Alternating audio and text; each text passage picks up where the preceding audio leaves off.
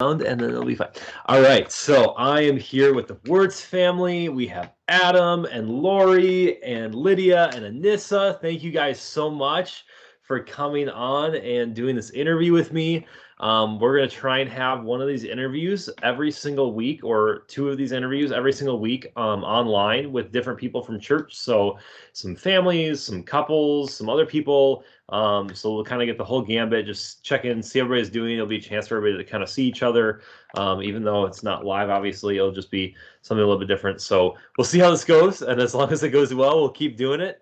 And yeah, so how are you guys keeping your family occupied, like with all this extra time at home that you're not like going to gymnastics and going to piano lessons and doing all this other, like what are you guys doing? Like have you guys found anything creative that like you could share with me so I have something to do, or with maybe some of our other families? Like what are some things that you guys have figured out that work really well?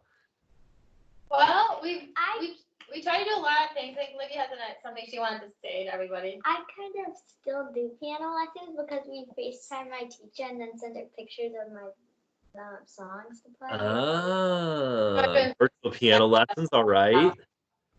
Which has seemed to work out pretty good, I think. But I think Lydia also has gotten some new hobbies. Yeah, why don't you tell them what you're doing? What's your new hobby that you've both been doing? Drawing. We're really into art and drawing. We've been doing a lot of outside activities as well. So we've been trying to keep active and going on a walk. And as I said, we're going on a lot of walks. So we usually try to break the day up with an afternoon walk and an evening walk. So whether it's rain or shine, we're usually out there exercising. Anything else that I missed? Cooking. Cooking, a lot more cooking too. Not eat anymore, obviously. Yeah, lots of cooking. You know, it's so funny that you say like rain or shine, like the walks. So Rose and we go on walks every day with the dogs because like we have to, because otherwise they go stir crazy.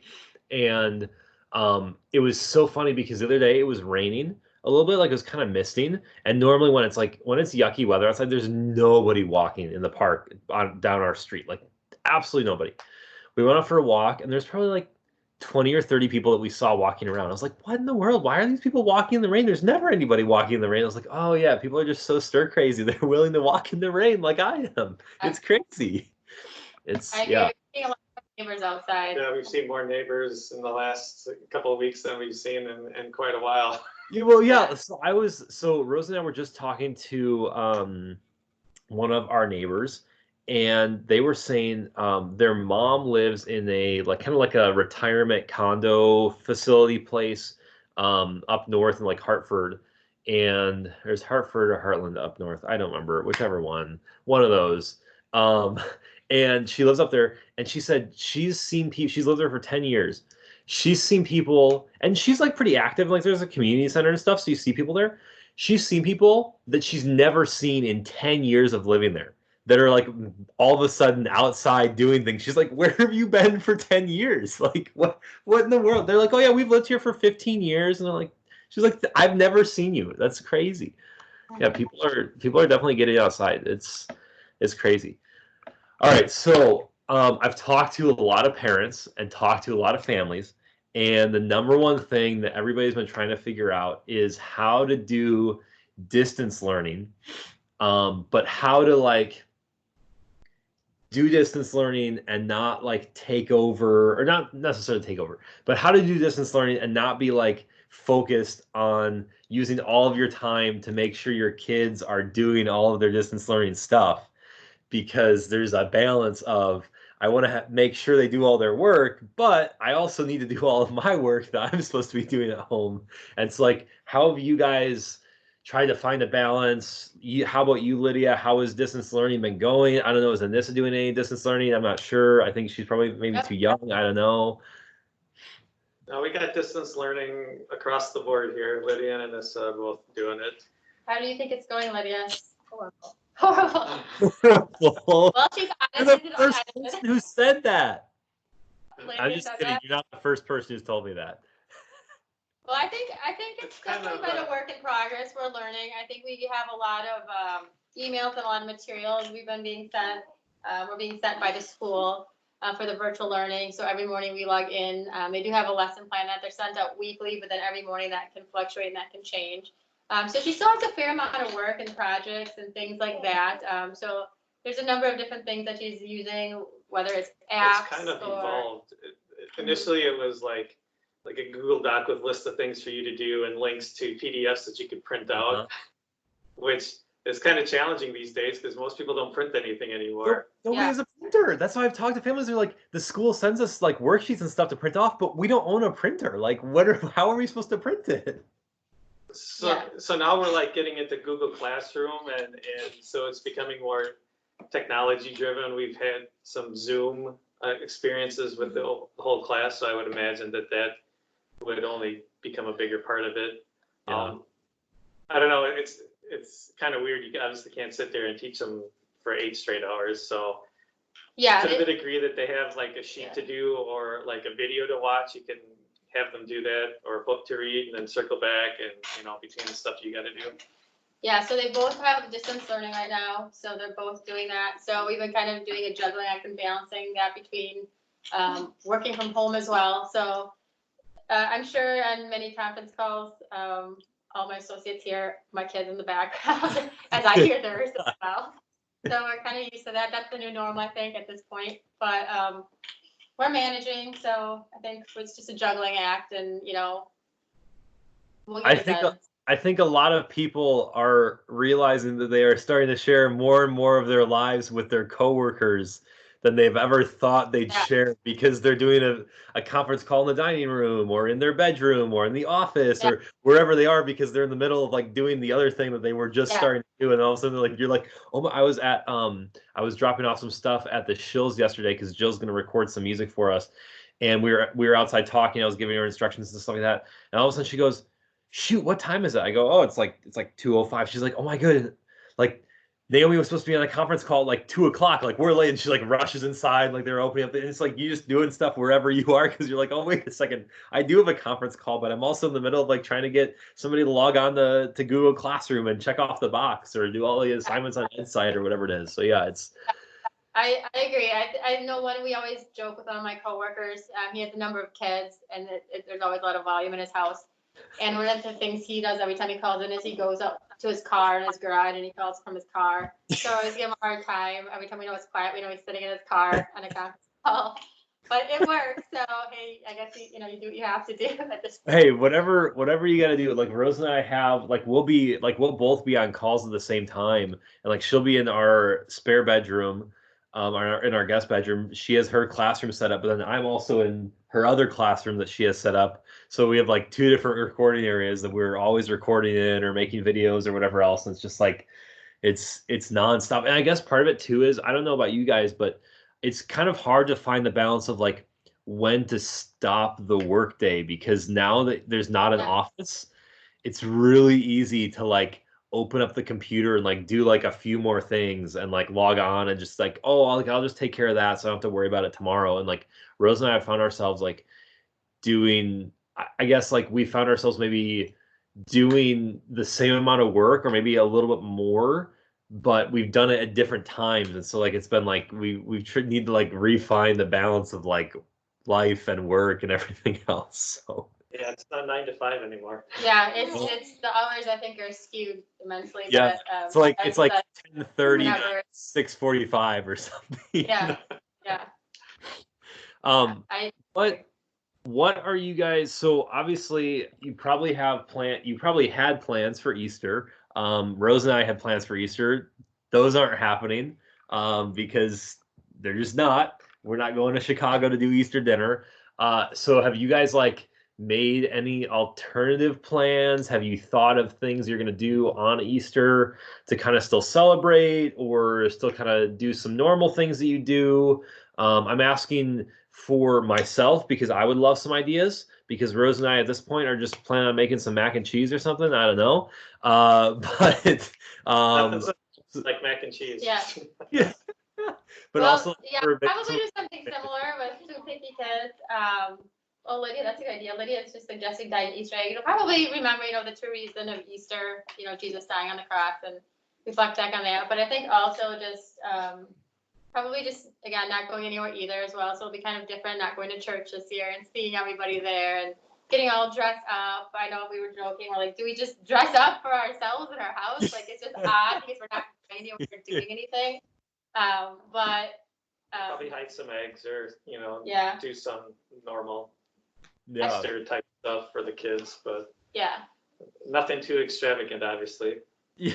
Well, like Rose and I were talking. We were like we can't even like have like an Easter dinner because we were like, man, like if we would even want to have an Easter dinner, it's just the two of us. Like we can't buy like those things in quantity for just two people. Like you can't go out and buy like, okay, I want like the smallest ham you can get. Like it's gonna be huge for a month. Yeah, right, exactly. Gonna be eating ham and cheese sandwiches for the next month. So we were like, well, I guess we'll have leftover pizza or burgers or something. I don't know, or maybe I don't know, whatever we get delivered from Pick and Save, Like, what sounds good on the menu for you? What do you want for Easter? Pizza. Easter pizza. She wants Easter pizza. We've been making homemade pizza. I don't know about you guys, but we love making homemade pizza. And we just make a big batch of dough, and then we just slice it up into different pieces. And if we have extra, we'll refrigerate it in like saran wrap, and then we bring it out and make pizza another day. It's not a bad idea. That's pretty good. We haven't gotten there yet. No. Because it's so easy. The frozen ones. But seriously, if you're ever looking for homemade pizza, all you do is just take yeast and flour and you mix it together with a little water and salt and a little bit of sugar, and you let it rise for an hour, and then that's it. It's super easy. We do it all the time. But yeah, so Easter is definitely going to be a little bit different this year. So I don't know, but and this is something I asked the Shills too.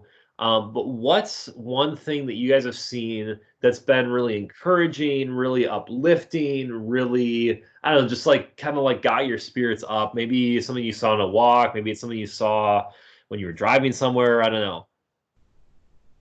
Yeah, Lydia has something she wants to say, I think. She's going to be too shy. I think when we go on our walks and there's something that we saw and we noticed in our neighborhood, and I think that was kind of an encouragement not only to the kids but to us too, is some of the local neighborhood kids had taken some sidewalk chalk and they had gone through the entire neighborhood and they had written Bible verses and they had written encouraging words on the street.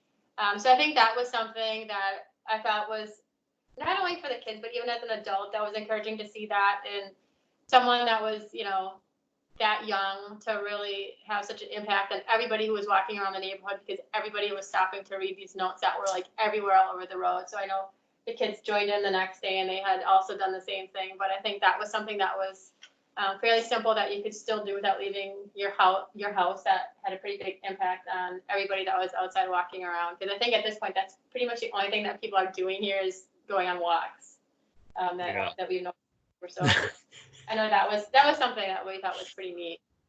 Right, Lydia? Yeah.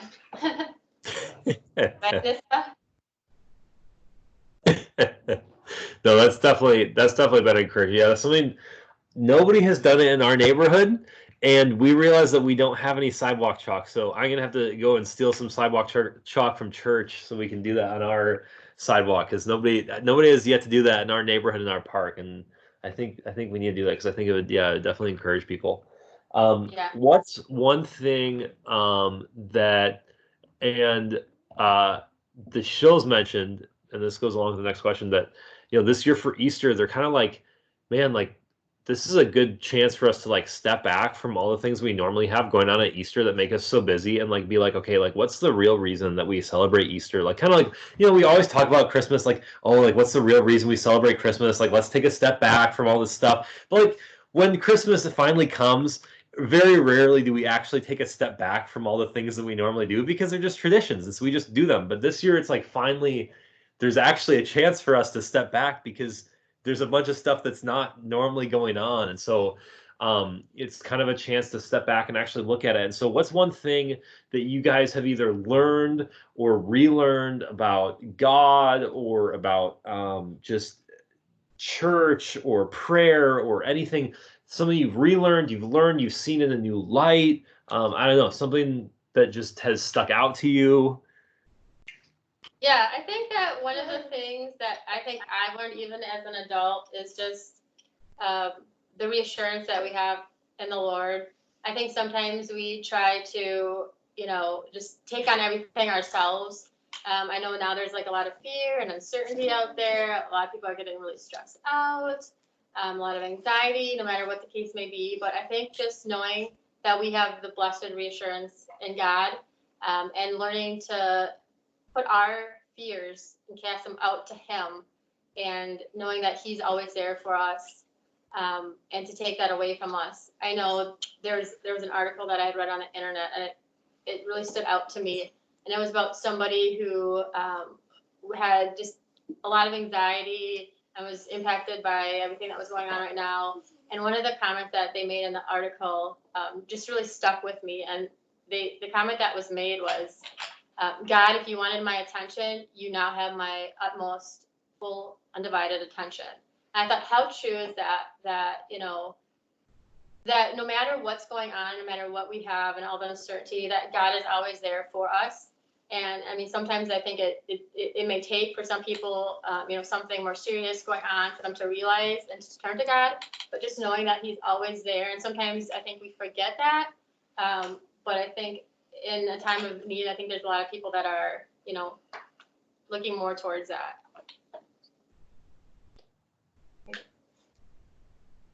I agree.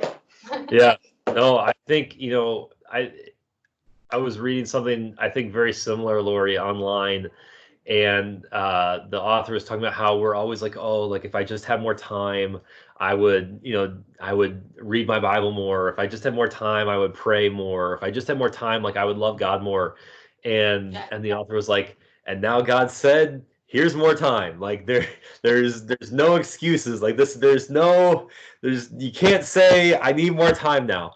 But the author was saying, but like how true that even like when God gives us something like this where He says, here's all the time you need, like we still try and find ways to fill our time and be like, oh well, I don't really have time for that, like I'm gonna go do this instead.